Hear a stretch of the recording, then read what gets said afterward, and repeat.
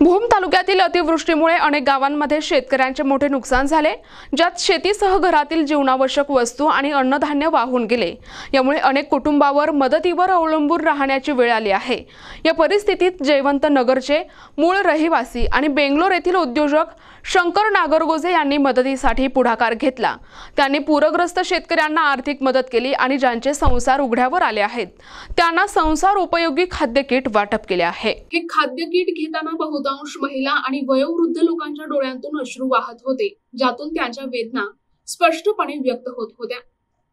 जयवंत नगर, बेदरवाडी, आंबी, पाथरूड आदी परिसरात नागरगोजे यांनी प्रत्येकी 10 किलो गव्हाचे पीठ, 5 किलो तांदूळ, 2 किलो शेंगदाणे, 2 किलो डाळी, 2 किलो तेल आणि इतर वस्तूंचे किट तुमच्या या लेकराच्या मेहनतीचे असल्याचे सांगून त्या शेतकऱ्यांच्या स्वाधीन केले। यावेळी शंकर नागरगोजे यांनी सांगितले की मला याबाबतची माहिती मिळाल्यामुळे मी अत्यंत दुःखी झालो।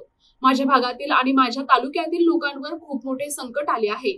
ते संकट मी काय भरून काढू शकत नाही, परंतु मला जे शक्य आहे, मला जे देवाने दिले आहे त्यातील मी काही प्रमाणात वाटा माझ्या या शेतकरी बांधवांना वाटप करणार आहे।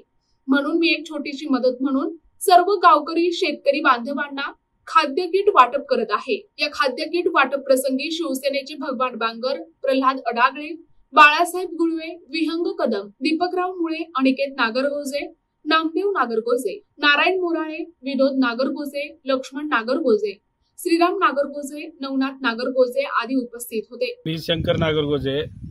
मागच्या 4 दिवसापूर्वी जी आमच्या पाथरोड आणि परिसरात माझ्या गावामध्ये जयवंत नगर असेल, बेदरवाडी असेल, आंबे असेल, या परिसरात भरपूर पाऊस झाला आणि जी नदीकाठची जी लोक आहेत, जी वस्तीवर राहणारी जी लोक आहेत, त्यांच्या अक्षरशः घरामध्ये पाणी शिरलं, शेतातलं सगळं पीक वाहून गेलं, घरातली भांडी, धान्य बिन्य सगळं भिजलेलं आहे। आज जी परिस्थिती आहे ही अतिशय भयानक परिस्थिती आहे।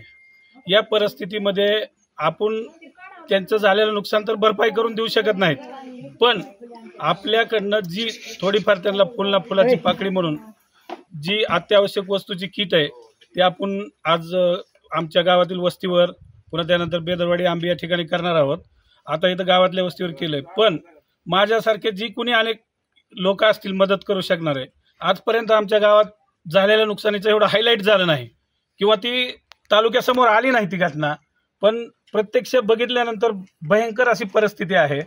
नदीकाठच्या लोकांचे गुरे वाहून गेलेत, कडबे वाहून गेलेत आणि अक्षरशः घरातलं धान्य भिजलंय, कुणाचे पत्रे वाहून गेलेत, कुणाचं जी जनावरांसाठी लागणारं खुराक असतं, जी खाद्य असतं पशुखाद्य, ती अक्षरशः भिजून एकदम भयंकर नुकसान झालंय।